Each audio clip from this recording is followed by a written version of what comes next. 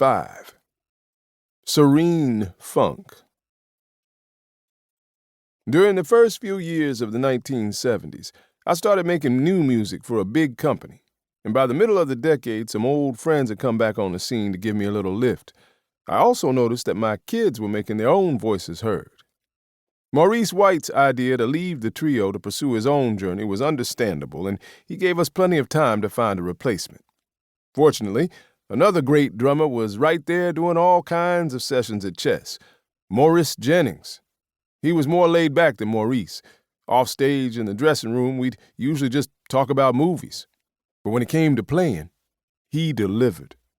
Morris was more of a timekeeper with improvisation.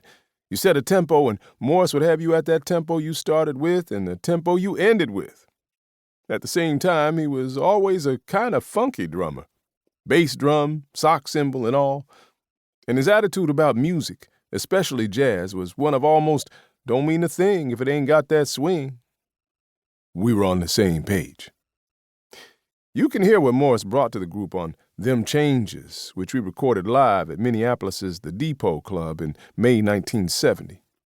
After Stepney's introduction, I added the Fender Rhodes to my onstage arsenal, although I still focused on the Steinway Grand. Phil Upchurch was still working with us, and I don't recall discussing with him whether to make him a permanent member. There were just certain musical situations where Phil fit in perfectly, and that was one of those situations. Both he and Morris were laid back, but they could swing and call church. Also, a couple of the songs I wrote for that album reflect where my head was going in those days, and still does. Do whatever sets you free, and see the end from the beginning. Look afar. Be inquisitive and know as much as you can know about whatever you can know. I wasn't trying to preach.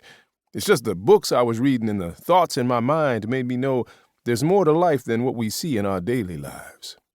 Do what you can. Do what you must to keep an open mind. And be kind to people. Shortly after that album was released, Chess Records owners used my music as a focus for their marketing push. Leonard and Phil Chess had sold their record company to General Recorded Tape, GRT, in 1969.